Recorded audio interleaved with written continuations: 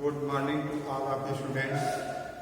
आज हम आप लोगों को भारत में संघीय व्यवस्था कैसे चलती है पहले हम आप लोगों को बता चुके हैं कि साथ आकर संग लाना और साथ लेकर संग चलना।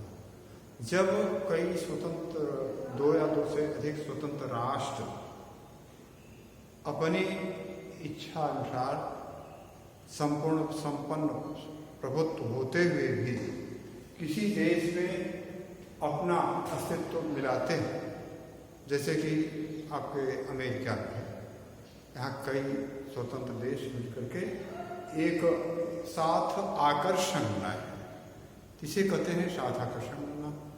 और कहीं कहीं ऐसा होता है कि आंतरिक विविधता को देखते हुए जब एक किसी विशाल देश में शासन व्यवस्था को सुचारू रूप से चलाया जाता है तो उसे कहते हैं साथ लेकर संग चलना, जैसे कि भारत में है, बेल्जियम में है। तो यहाँ पर क्या है, साथ लेकर संग चलना। यद्यपि बेल्जियम छोटा देश है लेकिन वहाँ देश की शासन व्यवस्था को सुचारू रूप से चलाने के लिए ऐसा किया गया।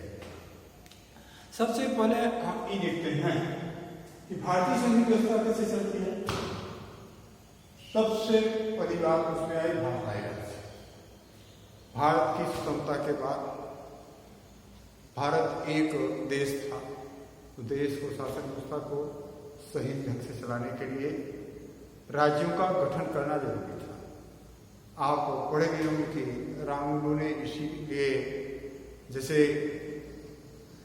स्वतंत्र भाषा के आधार पर नहीं गठित हो रहा राज्य, तो उन्होंने अनशन करके अपना प्राण किया था।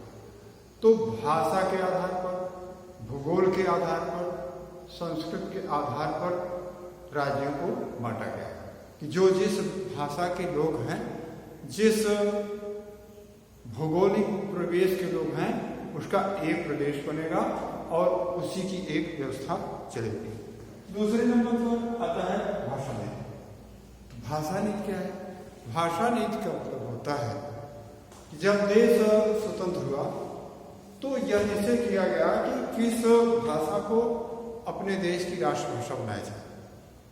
तो हमारे देश में बहुत सी भाषाएं हैं, तो किसी भाषा को राष्ट्रभाषा नहीं बनाया जा सकता, क्योंकि एक भाषा को राष्ट्रभाषा बनाया जाता है या प्रदेश की भाषा बनाया जाता है, तो उसमें क्या होता, अगर राष्ट्रभाषा बना देते तो और भाषा के लोग उसमें अपमान महसूस करते हैं।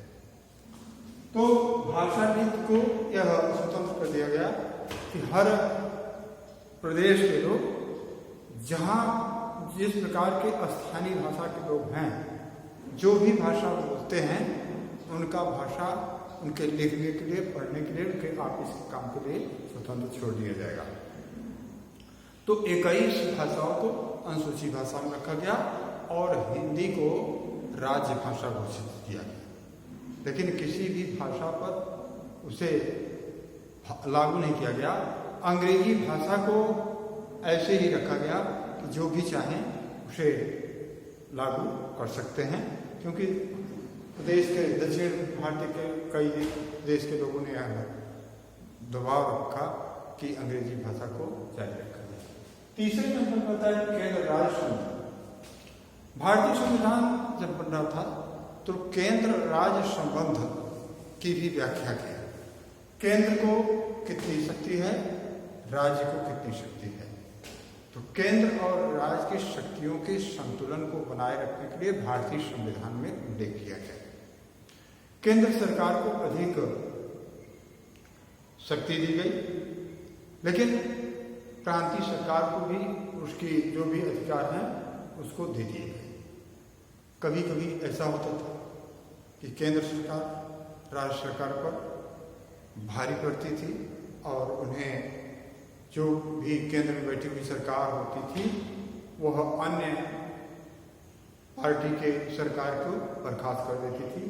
इस पर भी काफ़ी संशोधन हुआ और न्यायपालिका ने कई बार अपने निर्णय सुनाए गए।